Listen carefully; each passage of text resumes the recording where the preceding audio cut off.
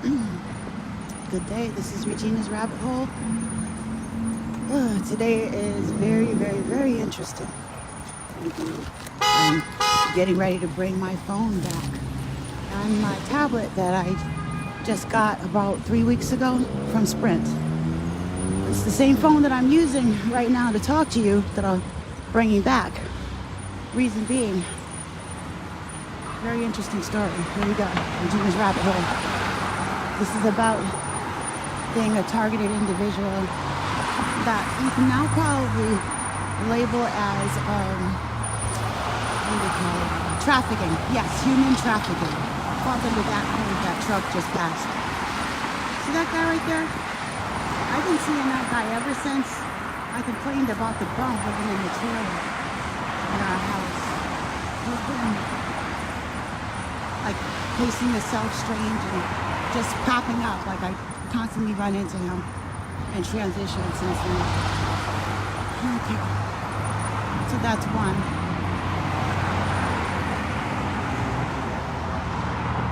I'm kind of upset, so I need to regroup for a second. Okay. So about this phone. You know we have a lot of electronic interference, so I go through a lot of phones and tablets and stuff like that. It's not like my budget affords for it because, you know, just don't have those monies available right now. I'm working on it. Okay, so you need a good device to get your stuff done. So I've been working on my Patreon, working on my arts and things that I do. I feel like I upgraded to the iPhone because it has a good camera, and the tablet because I can take it with me and it has the hotspot, yada yada. You know, so it's portable. The cameras I could use, the apps I could use, helps me to be mobile and upgrade.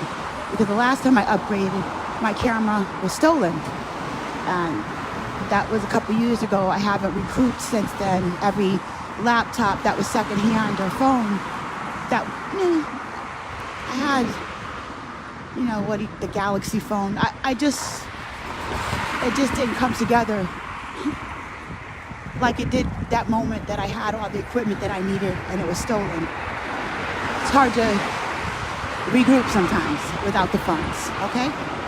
So here we are to right now.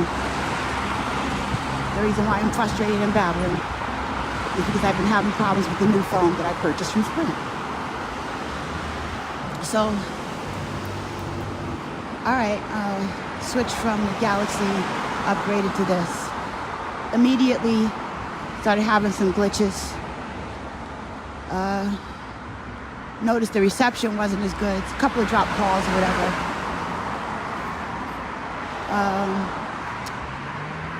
Guy called to check on the phone, whatever the regular thing that they do. Told me put in the code. I did that. Phone worked a little better as far as the signal. At least I thought it did, but not really because I still had problems. Just maybe a little less for about 24 hours, 48 hours. Fast forward. I'm dealing with some love bite stuff. Dealing with a hot situation. And it's escalated, so I don't usually get that upset. But here I was, upset. And my phone rang. I wasn't able to answer it. At another time, I was upset and went to call out. And I couldn't use my phone to call anybody to let them know that I was upset or talk to anybody. One times I did want to talk to somebody about what was going on, and I could not use my phone to call out. So that's a problem if you're paying over $100 for a phone and stuff, and I can't answer my phone and I can't call out. How unusual is that? Calls dropping and stuff. It's about 2 weeks in to having the phone. Okay, nice upgrade. So,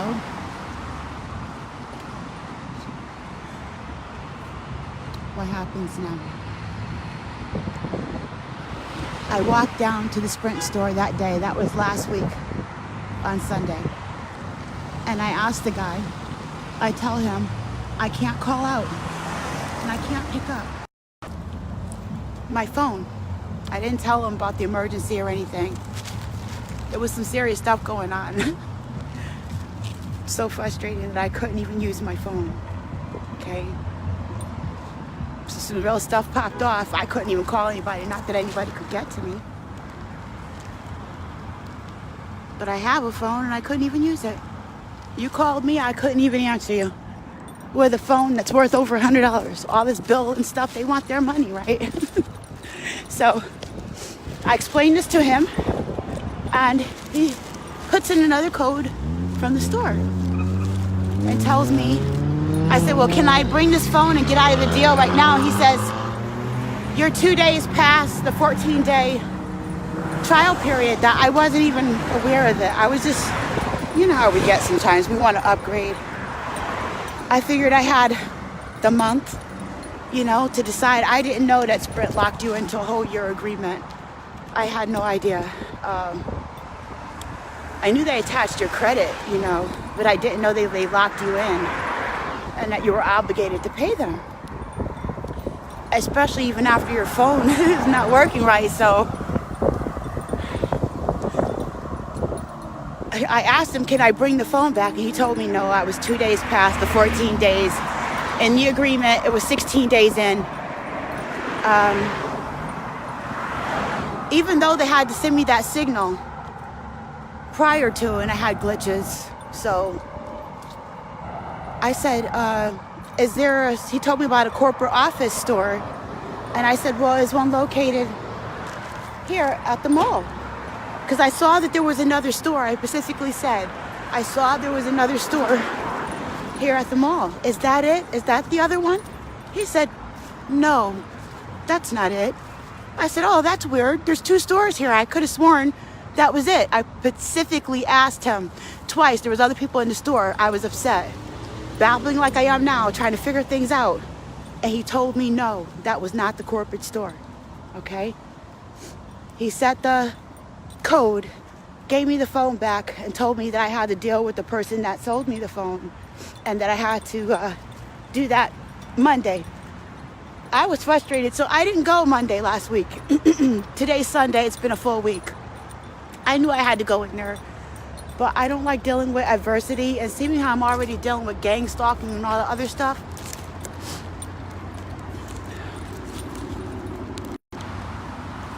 I did not feel like going in to their office and dealing with the situation with the phone.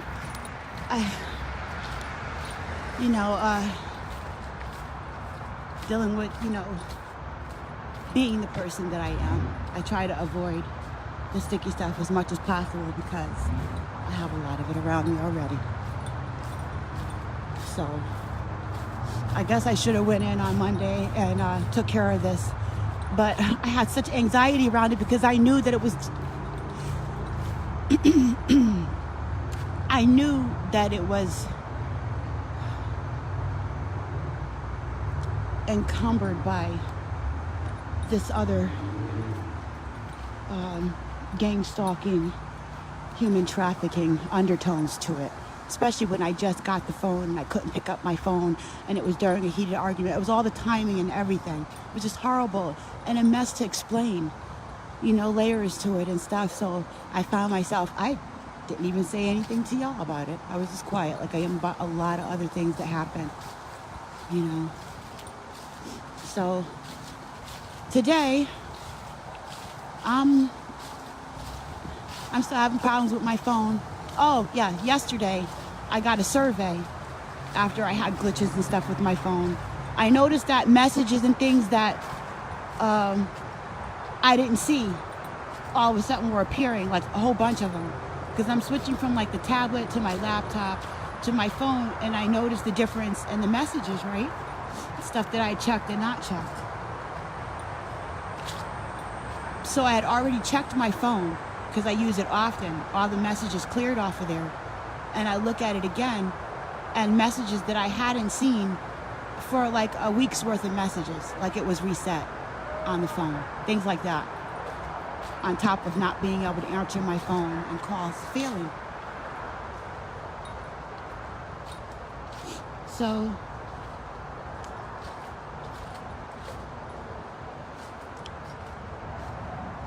they sent the survey thing timely right after an incident through my Sprint on a scale from 0 to 10 or whatever, uh, would you recommend family or friends to Sprint? And I put 0. And the other one was, would you recommend the Sprint store, like the person who sold you the items that you have? And I put 8 because the guy was really polite and everything. He was kind. He sold me the stuff. He didn't have any problem selling it to me. There was just a problem with it working right. And all that was corporate stuff. And they made sure that they had the buffer there. The employees are the buffer. They're taking the heat for the company not being able to provide the services that it promised. And they're also doing the now underhanded stuff that the government does using the telephone service companies and stuff too. So I was very frustrated with the entire thing. So I get up today. Oh, and I rated it 0, okay? The phone service and stuff itself. And then I put in, I said, well, why did you give us, briefly tell us why you gave us this explanation? And I briefly, really a couple of sentences to sum it up, told them why.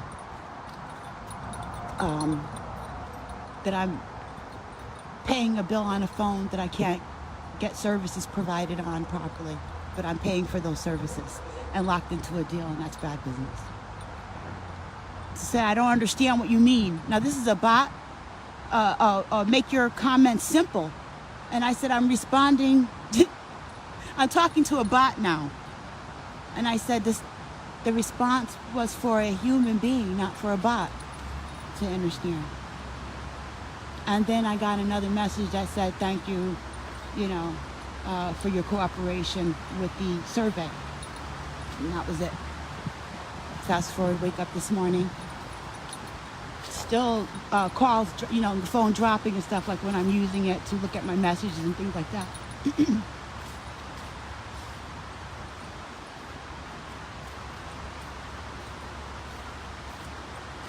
Oh, please excuse me. So I look at my email, and it says that I'm overdue for the payment for my phone. This phone is attached to my credit. And I've had problems like this before. Mysteriously, I get charged, overdraft fees and all this kind of stuff, what sets my credit messed up, and I'm fixing my credit. My credit was looking pretty good, but I get these flags, when you're fixing your credit and you get these little flags. And Sprint will mess your credit up. There's no reason, it's attached to, it's, what do you call it, retroactive. So it's attached to my bank account where I wouldn't miss the payment. And I asked the guy specifically when I had the phone set up, could you do it after a certain date so that I could make sure that my payment would be on time? That's important to me, especially since it's hooked up to my credit and I was going to use it for my credit stuff because my credit looking kind of good. So why not get it? You know what I'm saying? Even though I could deal with that. That could add to help me, right? But no, not when they do things like this. I've had my phone, it's not even 30 days. How do I have an overpayment? I already paid for the month. Why am I seeing an overpayment? I mean, not an overpayment, an overdue. I'm overdue to give them money, which is hitting my account, right? I'm delinquent with a phone that doesn't work. Talking to electronic people about a human situation. And then I'm headed to the store now to bring back the phone and the tablet so that they don't, in hopes that they don't attach my account, messing up my credit even more when I'm working really hard at starting my business with the dance and stuff with people at the Patreon.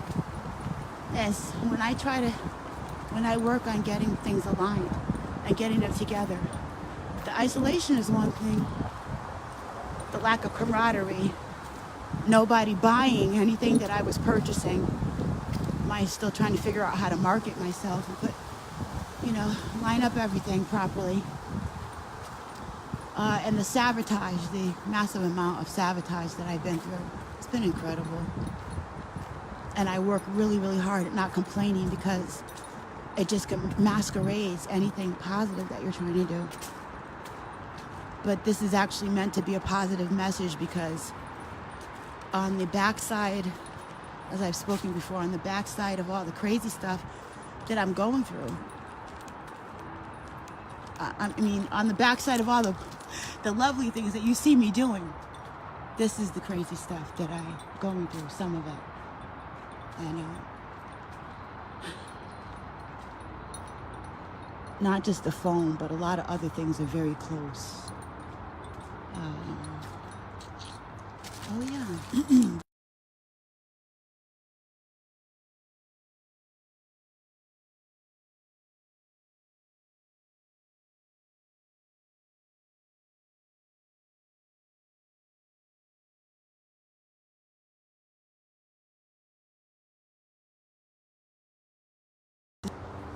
Okay, I had low connection. We lost the connection. I'm gonna go back up here because I'm not gonna have the phone. I was actually working on these notes when I got the notice that my phone was overdue for a payment. These things come really timely too. Okay. Damn. Making sure it's not off for nothing. This is what I was working on when I was so nastily interfered with. Okay, so I was looking at some dynamics, right? I'm taking notes like I take notes on other things, and I'm looking at this like telling you a little story. Okay, so I had gotten this call. One of the crank calls that I had was I kept getting this call about pain. Okay, these people from the government are giving away this cream. Now you gotta watch it when they start giving away stuff. Why are you giving away pain cream to people? You want us to test it, right? So I've been asking them, please take me off of your call list. Remove me from your list, right? They haven't removed me from their list. It's been over a year. And I keep telling them, I never said that I had any pain, you know? And I said, can you take me off your list and stop calling me? And the woman said, I'll call you every day. Good day to you. Yep. She said, I will call you every day. I said, really? So I called back. And I said to the next woman, you're calling me about this pain cream. I never told anybody that I had pain. Can you please take me off your list? And she says, yes, we will do that. But that's what they said for the whole freaking year, or over a year that I remember them calling me. They always say that. Yeah, I'll take you off the list. But they don't take me off the list. Okay? The other thing I noticed is the home security. They would send me timely notices and stuff too that would correspond with other times, like they were trying to trigger fear in me. Okay, I might have been watching something about other targeted individuals that we can now call human trafficking, because they use this for various reasons, whether it's upgrading the quantum D-wave mechanics computers or other facets of the government.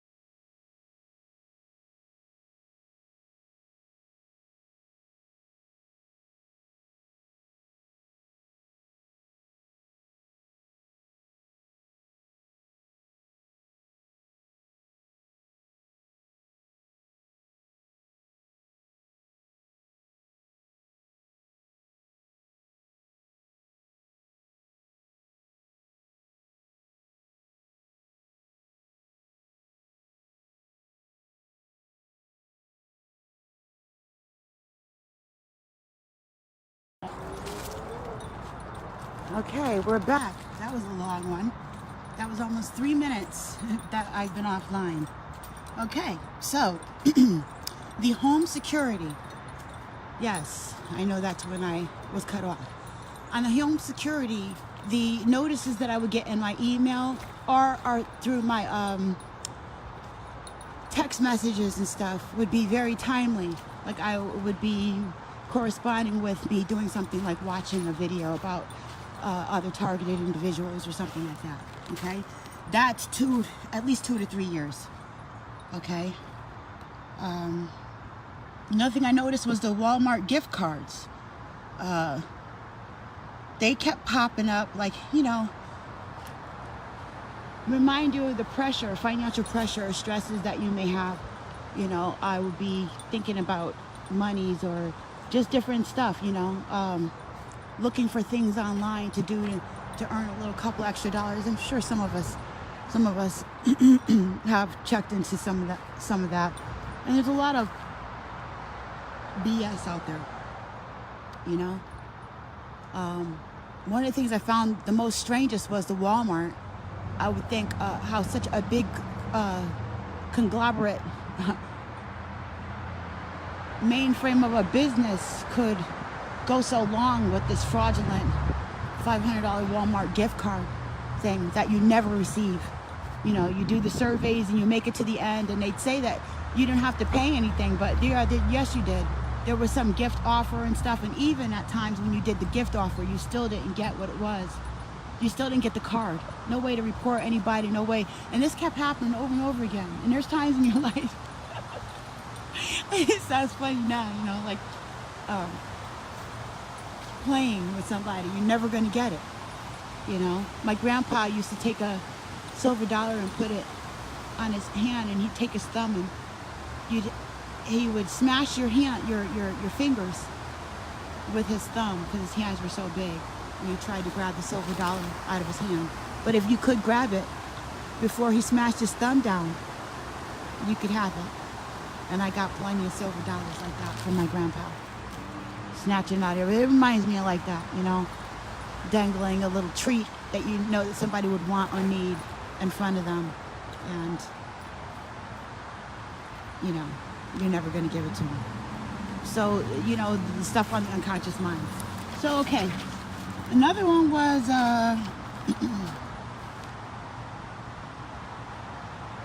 so that was working like a troll. That one, the Walmart one's been like like an 8-year or 10-year troll. And I would think the government must not even exist for you to be a legitimate business and be able to do such a fraudulent thing. What is happening? That sent out definite red flags for me.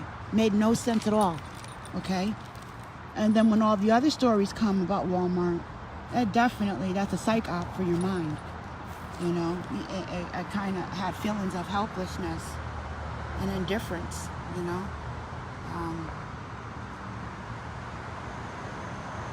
What label allows them to do such dirt? Why do they get exemption? Why is that program going on for so long? That's like a psych op. Why didn't the government stop that? It's a fraudulent act happening all the time. Where are the Walmart gift cards? How many poor people have been promised those and not given them? Or anybody that was looking for, fill out a survey and blah, blah, blah, looking for a handout or something. Huh? Okay. Now, I've told you about my daughter. She's another generation that they're doing the human trafficking with. Okay, they're using voice-to-skull technology on her. They're using the stage actors, the street performers. Okay, they're using the paid officials or paid human service workers because she's inside of an institution. Can you imagine being inside of the institution, taking medications for being crazy, being taken care of by people who say you're crazy and that you're not worth anything, and their moral value isn't worth anything because they're doing stage acting and actually trying to make sure that you stay in that hospital? can you imagine? That's hell. That's like I kept thinking Jacob's ladder scenario with a lot of this stuff, but more on the downside, or the trolling stuff. Okay. What happened was my daughter is in this hospital, right? And so she asked me to be her conservator. So I asked her lawyer what to do, and she told me to go to the social worker. Pretty sure that's how it's been a while this has been happening like this. I'm going to show you how there's patterns, and I'm doing this for other targeted individuals or people who are being human trafficked, so that you can see the patterns. Okay, these patterns that are so painfully recorded. It's painstaking. Okay. So I run to the government agency, and they told me that my daughter had 2 cases open. How is that happening? That's fraudulent. Okay. I mean that's not fraudulent, but that's not professional. In a legal system, they have 2 different cases open, so they had to separate that, and that was like a smoke screen. So once they figured out which case, and I needed to go to another town because her case was open in another town, so they chose that town instead of the town that I'm in, that she actually grew up in, where I was told to initially come. So they send me back to the other place where she's in the hospital at. Okay, and they tell me that I need to speak with the lawyer because the conservator has to step down. Okay,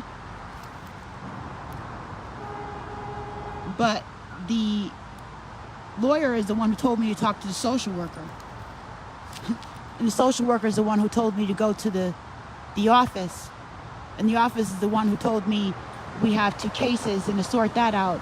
And so I go back and they say, oh, we can't do it here, you have to go over there. Okay, right after I looked after my daughter's interests in regards to her monies, because she can't get out of the hospital unless she has a place to live. This is going in a circle. She needs the proper supports and a place to live, which they can never seem to find. Then when they release her, she suddenly, within like 48 hours, she's triggered by the urgent need to use drugs and do some other kind of crazy scenario, end up right back in the hands of the people who just released her. I know that's voice to skull technology and street performances, and that she's been programmed with the MK to keep her butt right there in that institution. And a lot of stuff has gone wrong up in there. So she's asking me, Ma, can you intercede for me and be my conservator? Because I know that you love me and you care about me and you'd look after my interests more than this court-appointed person who I'm not really jiving with. So can you do that for me? And me not wanting to get involved with their monies because it's adversive, because of the way that they treat me when I try to intervene for my daughter who's over 30 now. I have her grandchildren. I see her grandchildren. Lama is her son. So her children are grown up without a mother, because she's been back and forth in the hospital, and she's been painted as this low morale individual. She's never got a chance to be anything different under this program. She doesn't know anything but degradation in the hospital and abuse, and how to abuse herself, and the low value moralistic messages that we've had. And the Bible. She has the Bible. She holds on to the Bible for dear life. And they troll her in there while she's under their care, where she has no one to speak to for her. And when I go to intervene and speak for her, of course, I'm already getting attacked. I get attacked more heavily, which brings me to right after this happened with me looking into her interests with her financial situation, I was attacked financially. All of a sudden, all these years that I've been on Social Security disability for the post-traumatic stress disorder and other diagnoses they labeled me with, while being under the same government sulking TI human trafficking program that they use your essence for various different reasons. There's different things that they can tap into and use. This is definitely sci-fi. So we've been sleeping. Okay, all that stuff that they show you could do with the precogs and all that crazy stuff they be showing in the movies, all that high tech, that stuff is real.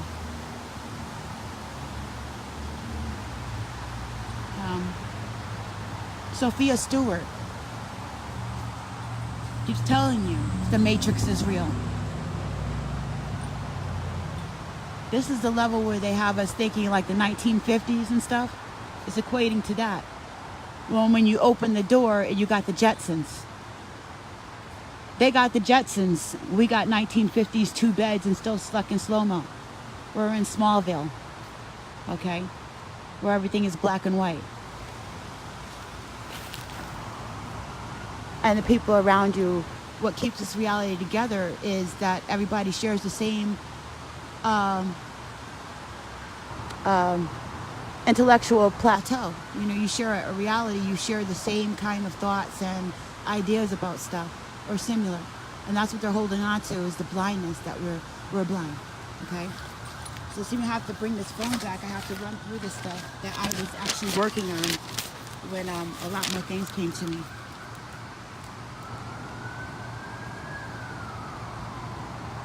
So the lawyer said that the conservator that was appointed was already looking to drop my daughter Shalea's case anyhow. And she said we needed to bring the idea before Shalea's review board in the hospital, which I really can't stand dealing with. They are so non-human. They behave so non-human. Okay? I then have a second set of problems, because now I'm dealing with her review board, and that's dealing with the doctors and the doctor and the staff, the psych staff that takes care of her, gives her home medicines and stuff like that, that has reports of her all these years in the hospital and stuff. Now, when I deal with them, it feels very much like I would imagine it felt to be a slave and not to have any say-so about your children or your life, and have other people who care nothing about you with coldness in their voice telling you, well, we're gonna put you on this pill and do that to you and shove you over here, and and I'll let you know what we'll decide after that. Only thing I didn't hear was the numbers being called. It was like in the background I'm hearing, when they did the auctions of the slaves, and the guy was, fight, give me 1,000, give me 2,000, give me 5,000, give me 10,000 to score, whatever. How he sounded, I can hear that in the background. That callousness. I'm right there in the room, on the phone. Okay. My presence is there for my daughter. I make it known, but they act like it doesn't mean anything. It was just so cold and just indifferent, very strange, like I was an intruder.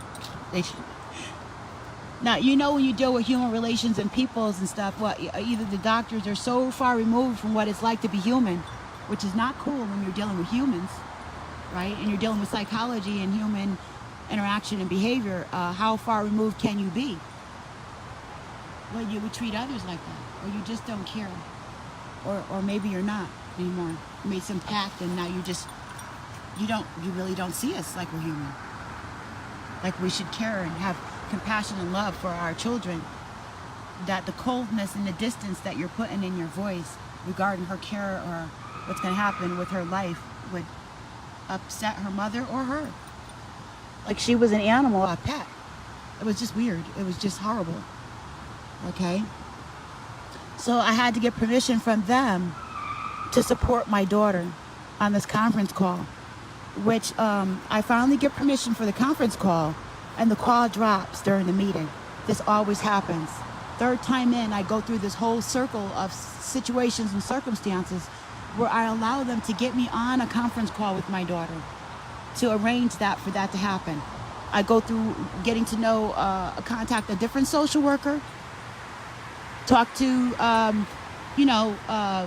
Okay, so they arranged the session finally, and then while we're on the call, the conference call always drops, and I don't get anything done, and always does it during a very adversive time when the communication is very up in the air. Like, I never got to figure out where I was in regards to helping my daughter, and then they told her that I hung up the phone. No, of course I wouldn't hang up the phone on an opportunity to help my daughter, you know? I'm not emotionally disconnected from myself like that. But however, as professionals doing all these antics, they are. And they're not held accountable for it, okay?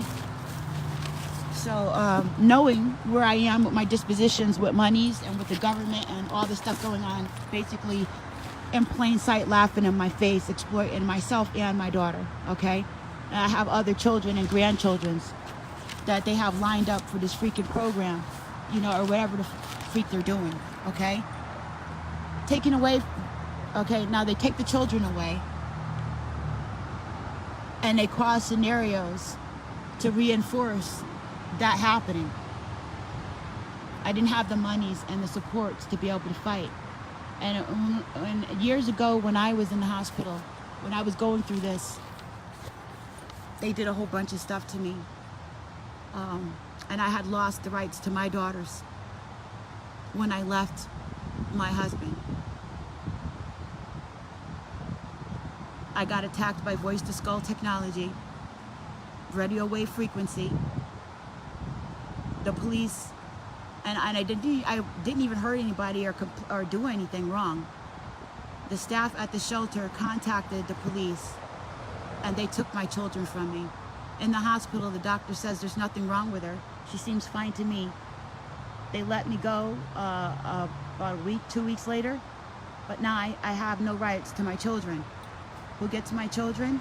My husband. He gets a free lawyer to fight against me, to have access to the children. I spend the next year fighting to be able to have access to my children, to get back in the house that I was trying to leave. This was years ago. This is, they were little. Okay, so they're 17, 18 now. And the one I'm talking about in the hospital is 30. Over 30. Okay, so in her audio hallucinations, she's obsessed with sex, stripping, the Bible, the lady at the well. It's a lot of audio stuff and a lot of implanting these different concepts and stuff. She's impulsive, and they play with her medication, so they're able to like really mess her up. I remember what those days were like. And then you have to constantly stay in and check with these doctors and stuff, and you're mandatory, have to swallow their medications and stuff. So they could kill you and do all kinds of stuff to you, and there's nothing that you can do about it. Yeah, so the doctors sound nonchalant and totally disconnected. They play legal games. They let you know that they're the authority, and they sound like slave owners. And the more that you have, you complain, you start to have these other little problems, you know? Okay. This is another scenario. Neighbors. The Neuralink. Okay, that has to do with the quantum D-Waves computers. The neighbor across the street that I've told you about, that's one of the gang stalkers with the handheld modules, because every time I see her, she's always coughing. Every time. That's like a glitch in the matrix. Every time I see you, you're coughing. You got your cigarette and you have your phone. Her whole aura is just horrible. She doesn't speak to me. Even after years ago, I helped her daughter, you know, just kept her warm or whatever, or let her use my phone when she was locked out of the house, until her grandmother got to her, until somebody answered the door, because they did, you know, she was locked out of the house when she came home from school a couple of times. No problem. I live across the street. Her and my daughter used to speak with each other, used to play. And then all of a sudden, you know, they didn't get along with each other. She doesn't speak to me either, the little girl. And her mother just stopped speaking to me. We used to be at the bus stop with each other in the morning time when we would chit-chat. One day she just showed up at the bus stop. We would chit-chat. So I said to her, well, she said she worked at the grocery store. And I said, well, why do you work at the grocery store? You're so smart. Why don't you go back to college? And she looked at me and chuckled because I was at college at the time, and I told her that she was intelligent. She should go back to school. I work at the grocery store. And it seemed like she had an attitude with that. I didn't understand that mess at the time, that these people had this knowledge about stuff that I didn't know about. Fast forward to the grocery store that you've heard me complain about. Or they have the street performers, where this woman bumped into me and set up a scenario where she tried to make it look like I hit her child. That was the most awful, scariest moment, one of the most awful, scariest moment in my life. To be accused in public of touching a child and have this woman, I literally had to yell for security to come and look at the situation and pull them to me, which is how I found the store manager, which is how I found out that the store itself was in on allowing people to come in and take shifts with the street performing and the stalking and stuff like that. They're actually employed by the store along with the store manager. So I use the same store, so at least there I know what's going to happen to me in that store, and I can track the behavior on continuously because they're on a, you know what I'm saying? It's like a play. It keeps rolling and rolling, so you're likely to get more familiar with people and what's going on when you use the same places instead of running away from them. But instead of running away from what was happening to my daughter, I had to walk into it so I could see more. She wasn't getting help from anywhere else. Nobody is helping me with the situation, and the more I look at it, the more I see how it definitely is the Truman Show. I started to see the more of the facets and stuff to this thing, okay?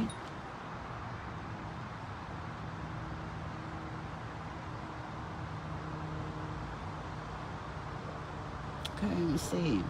Oh yeah, in that house with that woman that's holding that handheld module, I've seen 2, 3 of these big white guys. They're red, okay? They got big red white men,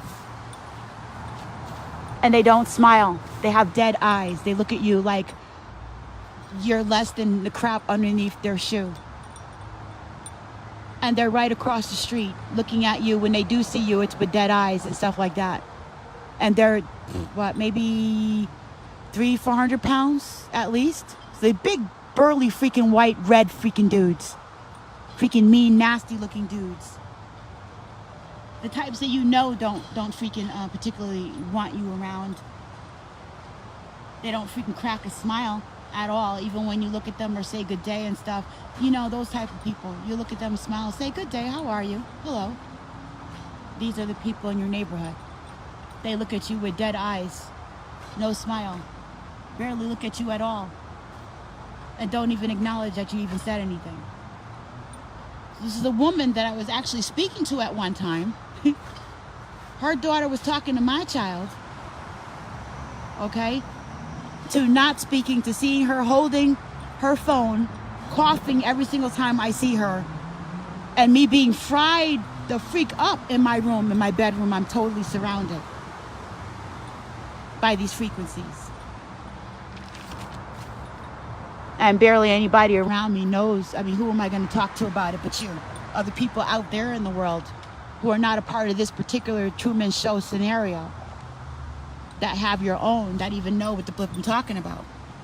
The TIs can't even let me know. You know, they can't talk to me and what the frick I want to talk. I mean, not the TIs, the gang stalkers. They can't have a conversation with me about it. Okay? So, these guys are kind of like some of the guys I see from AA. There's this one guy, I think his name was Mike. He's a really big white dude with a reddish tinted complexion. I mean, I'm just like wild because they all had kind of like the same, these particular ones had the same traits. Big and red and white. That's a fact. This dude said that he likes my neck.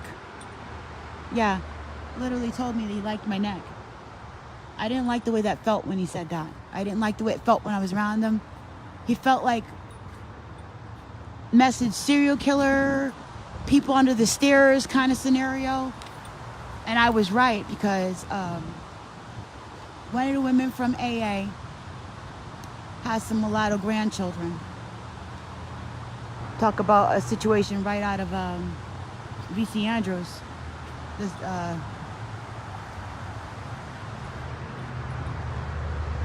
Flowers in the Attic, Petals in the Wind series books.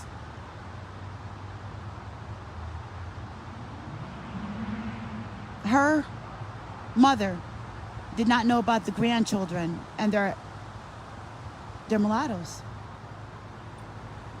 It's not really for me to judge. But then I learned also that her brother is a high priest, part of the Vatican. I thought that was interesting.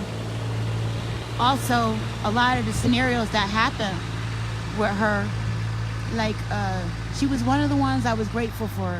That we would go to AA.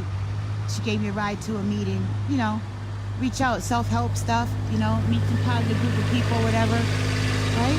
That's cool. I'm always for bettering myself. So,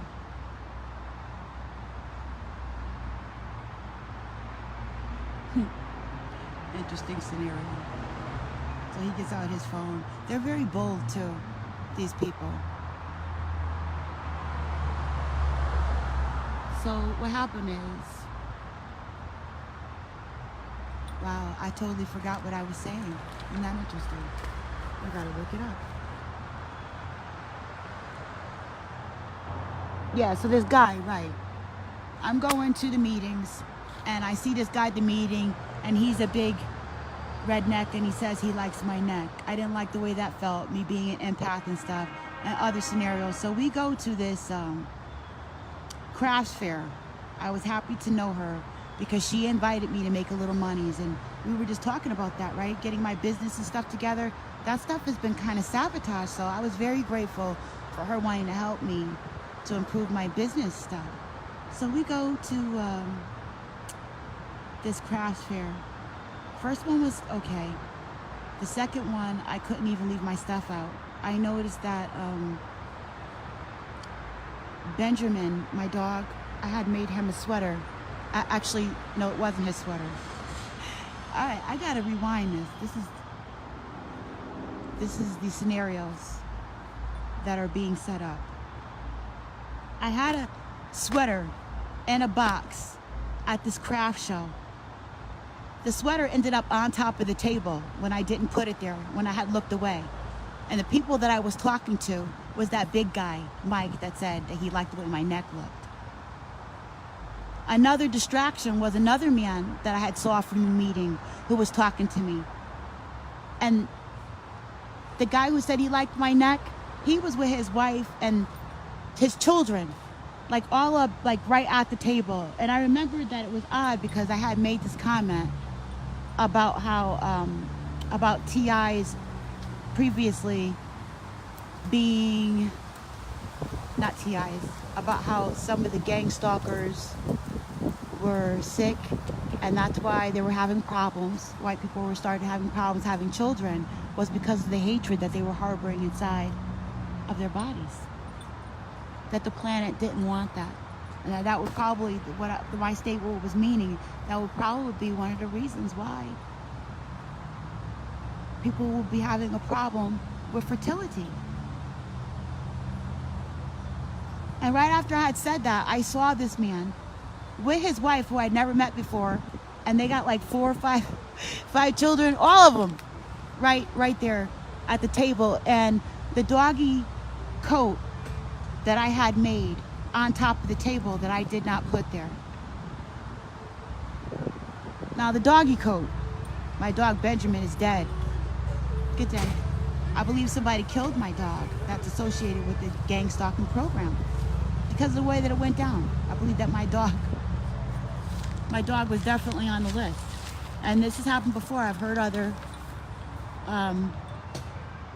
TIs say that. their pets have been killed or hurt. How did this come about? Okay. Across the street, you see the UPS truck a lot. The same ones that I said are the big, burly white dudes attached to this woman who doesn't speak to me anymore, with her handheld module and her creepy freaking disposition. Okay? Now,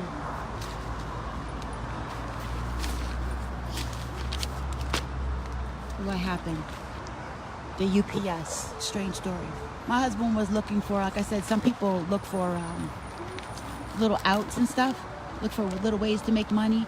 Like I was talking about the Walmart gift card and the surveys and stuff like that they're exploiting. Well, they had this thing online where you could take packages and stuff and hold them at your house and be like a transitionary holding space before they went, like you brought them to the next, you brought them to the post office. Okay? So you would bring them to the next place and you would transport them yourself, and he was supposed to make a certain amount of money, which he never made. Okay? So for a while, he signed up for this. There was this thing online. It seemed legitimate. He thought he was going to get paid. I told him no. It's too good to be true, and it's very suspicious, and you shouldn't do it. Nope, he didn't listen. They said you're going to get this money. So all these packages started coming to our house. Like freaking name brand stuff, electronics, and you know what I'm saying? All kinds of stuff. Stuff that was very valuable, okay? So I said, they can't possibly pay you more than what the stuff is worth that you're getting. The amount of money they said that they were going to give him within a short period of time was astronomical, and there's no way that that was legitimate. Because I saw the payment that he was supposed to receive was exceeding, even though the things were coming in were name brand stuff and were quality things, the payment that he was supposed to be getting was still exceeding that. So unless there was, like, a whole bunch of $1 million worth of drugs hidden inside of these items or something like that, just started to raise an eyebrow. I can't see how the amount of money that they said they were going to pay him was going to compensate this. It just didn't add up, okay? So we were receiving all kinds of packages and all kinds of stuff for a long time, appliances and stuff. And he would put them in the car and bring them to the post office, and they would put a label on it and mail it out to another spot, a relay.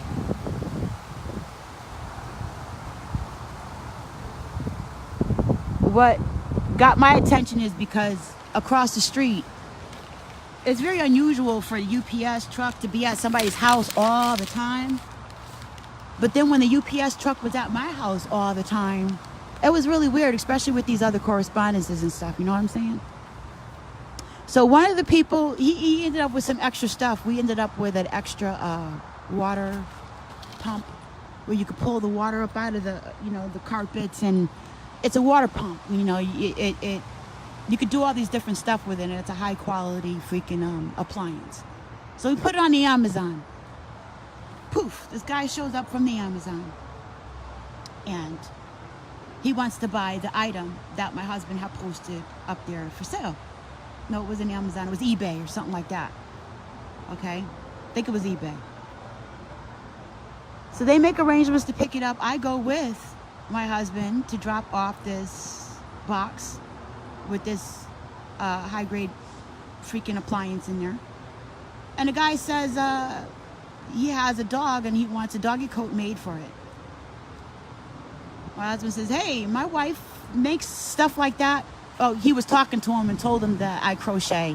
And the guy said, hey, can you make me a doggy coat, yada, yada, yada. And I said, yes. Send us the pictures of what you want, because he wanted a special made wolves or something like that. Werewolves? As a Connecticut team. So I made the coat. I spent the money, I spent my own money and stuff up front and got the yarn and everything, made the coat, and the guy never picked it up. okay? So he owed money and whatever, and that was weird. Now I'm looking at the UPS truck. I'm looking at this arrangement where I make this doggy coat, and then the guy doesn't pick up the doggy coat. I take the doggy coat and I shove it in the box with some of my other crochet things. Fast forward to the craft fair with this woman from AA who's associated with a brother who's from the Vatican, okay? Fear of a Black Moor Messiah, paper bowels, dates of birth, okay? I'm looking up the Baphomet. I know what's up. So I find that odd. And then there's some freaking prejudice there because you can't even show your grandbabies to your mama.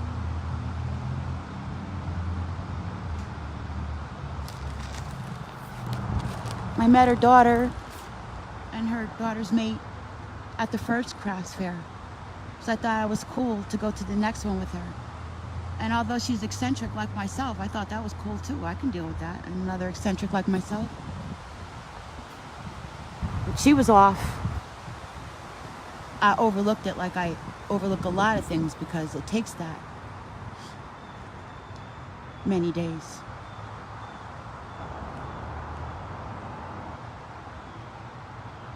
And so we're at this crafts fair. And I had the doggy coat in the box. I wasn't exactly sure how I ended up bringing it with me in the first place. So I had it tucked underneath the table for sure. And when I looked away talking to that big freaking guy, Mike, who said he liked my neck, there was another guy from the meetings who happened to show up. Oh, hey, Gina.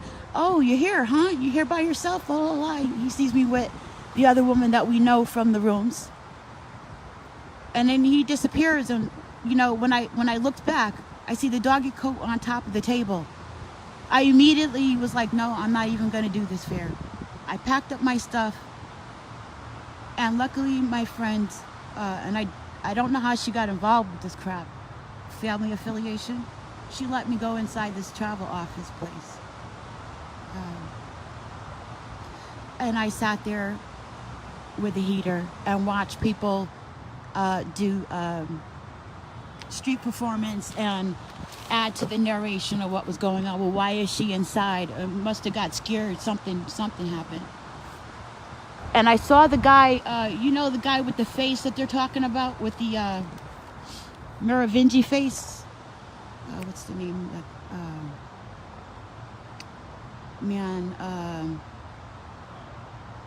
It's the white face, and they're having this big.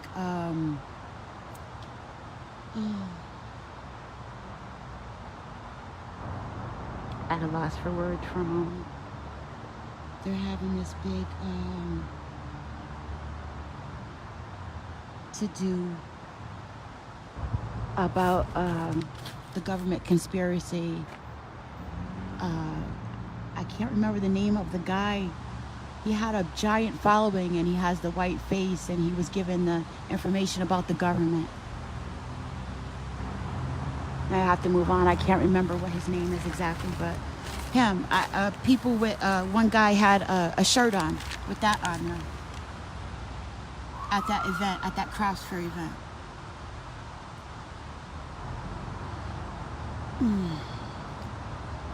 So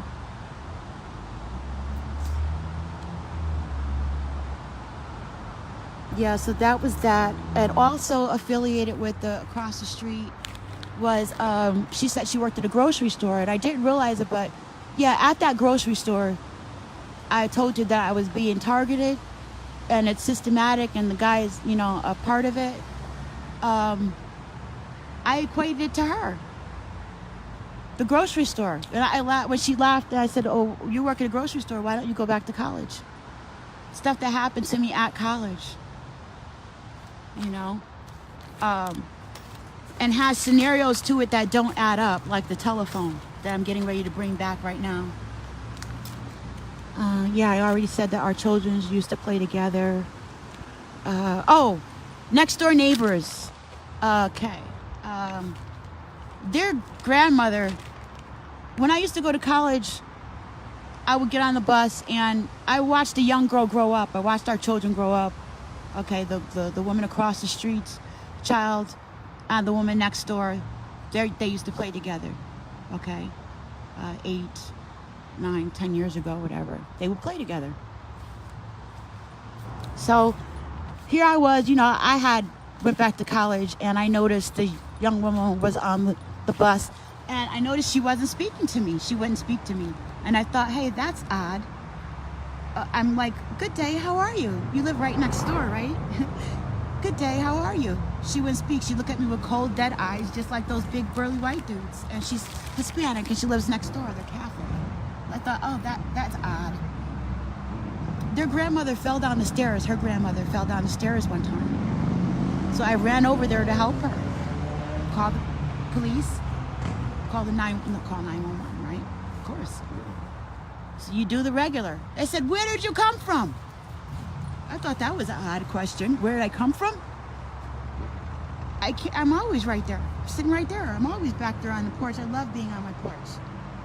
Watching the birds, watching the people. When people try to cut through your fence, I tell them no. I tell you what's going on. I look out for you. You're my neighbor. Do you know they didn't speak to me? Like I did something to them after I helped their grandmother up off of the pavement when she fell down a flight of stairs in the backyard? That was very odd. I didn't know what to think about that. I didn't know what to think about that. That maybe I did something. Maybe I wasn't up to their Catholic expectations. But then I was like, no, because there was a little bit more chit chat and interaction before the fall. There was at least a little bit of acknowledgement and chit chat, and then nothing. So that was odd. You'd think I had pushed her down the freaking stairs myself, the way they were treating me after I helped.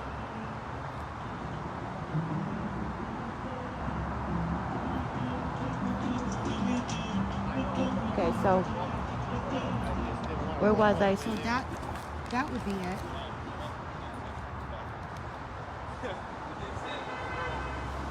So that would be it. And yeah, running into her after, living right next door to each other when the children, vegetables being pulled up out of my yard. And I immediately, being an empath, I used to think, I would see the picture of her in my mind. And I would say something about it. And of course I would get yelled at by my husband. Like, somebody pulled up my vegetables. Oh, you must be crazy or something like that. Who's going to pull up your vegetables? Well, they didn't uproot themselves. They didn't uproot themselves. So stuff happens, but nobody knows. And you get blamed for it if you say anything. Okay?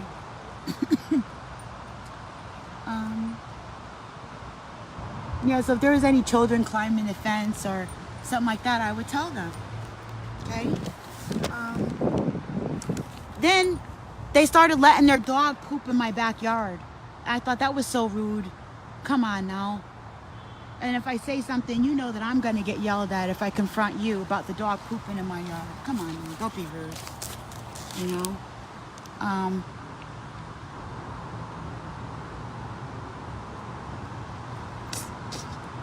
Oh, and then some woman moved in because they have a three-story house. Okay, worked very hard. That family, the Latino family that's Catholically affiliated. And one of the husbands, he's always very polite. His name happens to be Angel. Always very polite. But, I don't get that same response from the rest of his family like that. Not everybody is the same, but particularly from,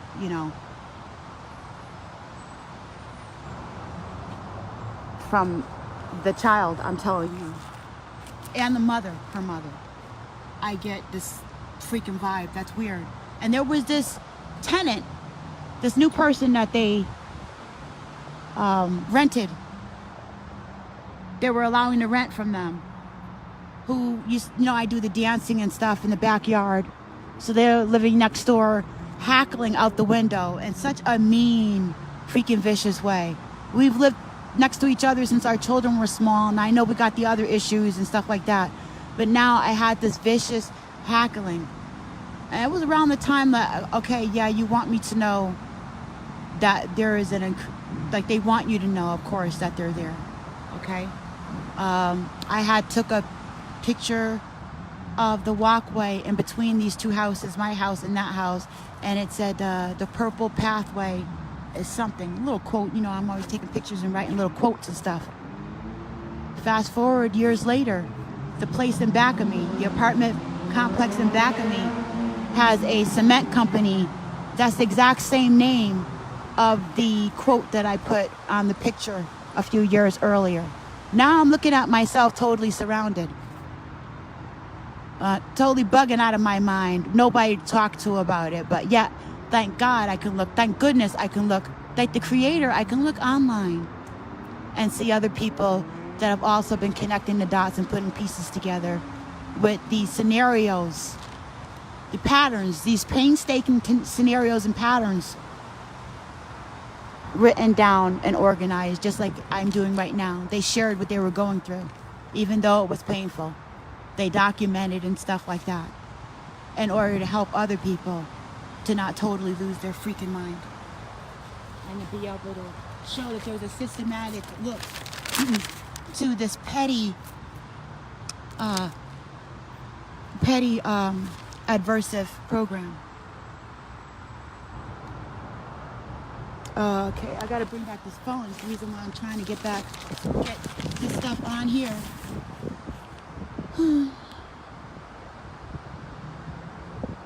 Okay. My dog.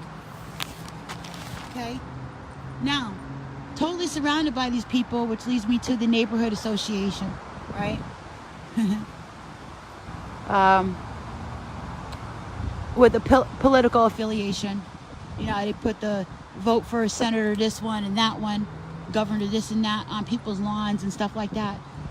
You know, I happen to live in Boulay Lane. I didn't realize it. I had no idea until like last year. I'm looking at this. I didn't realize that sign was there. Did that change? Was there a glitch? Okay. Yeah, so I live in Boulay Lane, and they have a neighborhood association. And I found myself within this program totally surrounded. Like, I felt like Mandela, okay? Then there's a parking lot next door to me. The cars are, now they changed the parking lot. I don't know the relevance of this yet, although it reminded me of the setup with Mandela, with how they had things set up. It's a ritual or an occult way that they set things up to do their stuff. They started playing with these cars all facing one direction or another. You know, on top of the intimidation to scatter your aura and your brain waves and this fear or confusion frequency. And it lowers your resistance and tolerance so that when they're nuking you with the radio waves and stuff like that, your body's resistance and stuff like that is a lot more susceptible to dis-ease, to the dis-ease that they're putting you through, causing cellular dysfunction and breakdown, along with psychological malfunctions. So we have a political affiliation, I believe. The place that I rent from, I rent a house from this man who owns a real estate agency and a dance studio. It's called the Sunshine Dance Studio. I live next to the Sunshine Dance Studio. Isn't that sunny? It's not funny, it's really true. Okay? So, a few years ago, you know, Christmas time happens and the landlord's wife likes to leave treats at the back door. At the back door. My husband always complained, why is she leaving treats at the back door? If you don't like it, you can tell her. Because if I tell her, you're going to say that I'm being intrusive and causing troubles and stuff like that with the landlord and his wife, yada yada. Well, you tell them not to leave stuff at the back door. Okay? And we don't celebrate Christmas and stuff and Halloween, but she would leave little treats and stuff and say that it was for the girls, for, you know, as something nice to do. So you dealt with the difference in culture for the whole time that you were there. But this one particular year, she left something that seemed like she was calling me a bitch, like she was calling me a female dog. And I can't remember, it fit another scenario. it fit another scenario that was timely. But she gave my doggy a little treat and a little tiny bag, and she gave me a treat. She put my treat inside of the doggy bag, and with it was a dental keychain, you know. So it was like the gaslighting and stuff in regards to my teeth, and calling me a bitch, a female dog, without saying it. Okay. Now,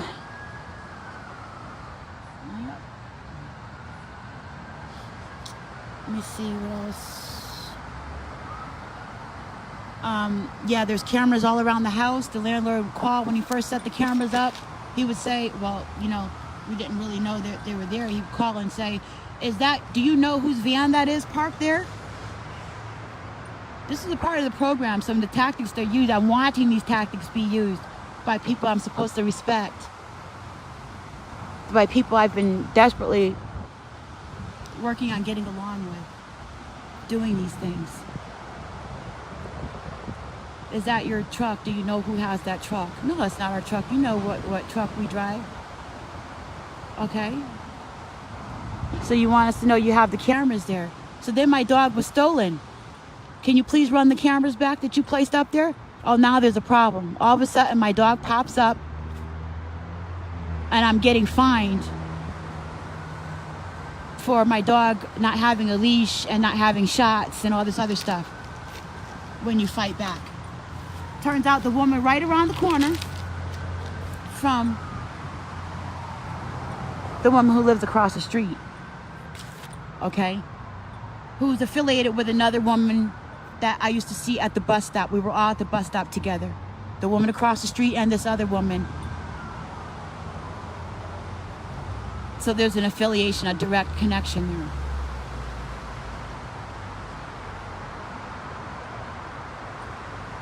Brings my dog back and says my dog, Benjamin, scratched her daughter, and there's going to be charges. So the cop shows up and says that, you know, I'm going to be charged because my dog doesn't have shots. And I say my dog was stolen. That woman had no right to take my dog, first of all. Why am I being fined? Well, you know, so he was rude. So I told him that I got my phone and told him that I was going to just film what it was that we were talking about, that I had every right to tell him that woman stole my dog and that she was setting up this scenario and that I didn't feel that it was right. And he was trying to make it seem like I was being adversive. So that's another, I knew right away that he was in on it.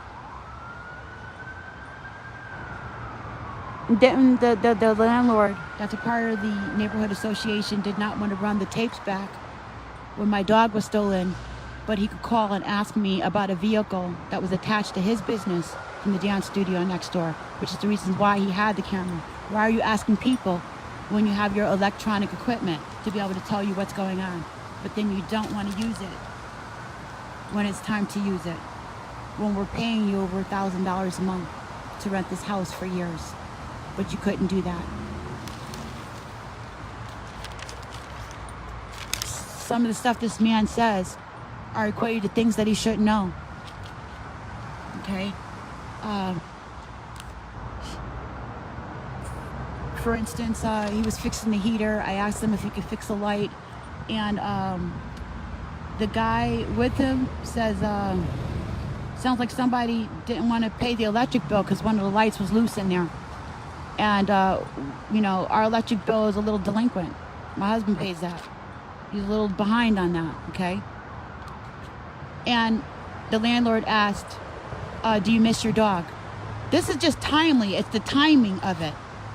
So, do you miss your dog? Yeah, do you miss your dog? Because his dog passed away, like, about a year before. And I still had Benjamin. And then I noticed he was zeroing in on Benjamin a lot, about how his toes needed to be clipped and yada, yada, yada. So I took Benjamin to the vet to get his toes clipped. And that's after that Benjamin got sick. They gave him penicillin and medicine and we took his toes.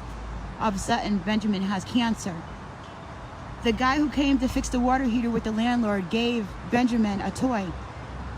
Just like the landlord's wife was giving Benjamin toys to chew on. Benjamin had cancer in his mouth. He had a football. I had a squeezy toy that I walked around the house with and went to meetings with. That was a football. The toy that was given to my dog was a football that looked like a quantum football. It looked like 4 or 5 footballs put together. Benjamin liked to chew that ball. That chew toy was given to him by the guy that fixed the heater that came in with the landlord. The same 2 people, when I asked the landlord to fix the light, the landlord asked me, "Do you miss your dog?" And that man with him said, "Sounds like somebody doesn't want to pay the electric bill," as he screwed the light in. Timely stuff. You'd have to know the tactics that they're using to know that this stuff is not just petty things strung together from some crazy person that's nitpicking. Okay? It's a collage of stuff. I'm so cold out here, but I can't leave the spot because of the reception. And I probably won't have a phone. I don't know what's going to happen.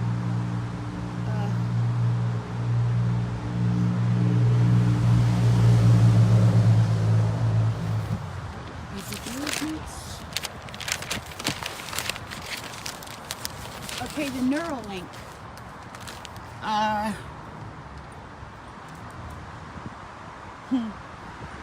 My husband's affiliations, you can call me crazy, but I already know this stuff doesn't add up. I'm not out of the situation. And it's cold. I don't know if I'm going to speak on that anymore right now. But that's pretty freaking organized through first response with the police, a program that they have set up with some of the men.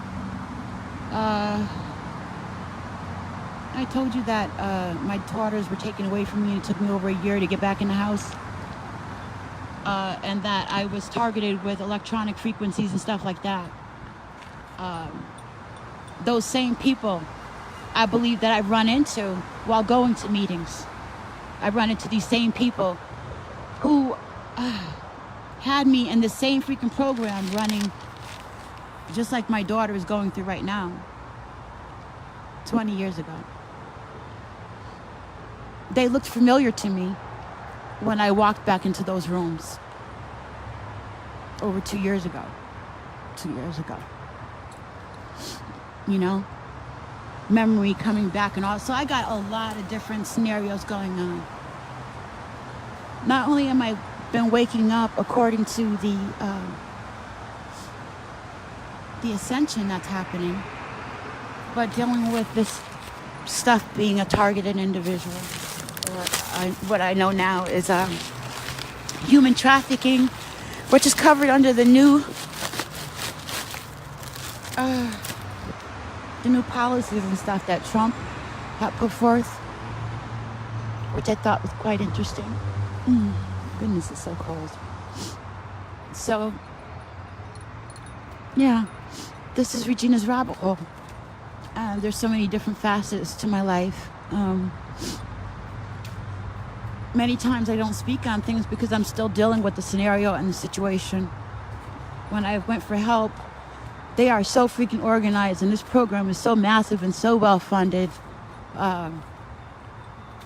that I've been ending up alone and unassisted.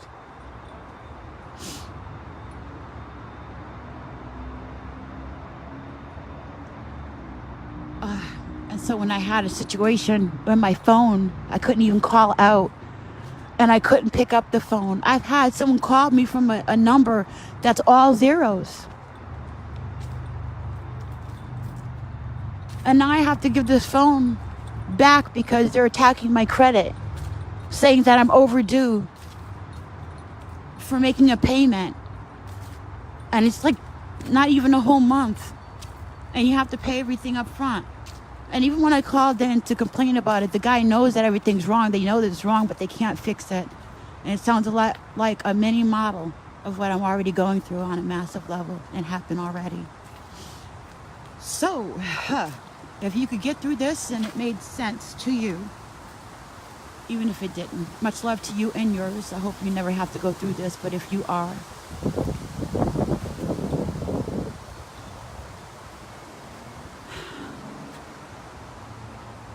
know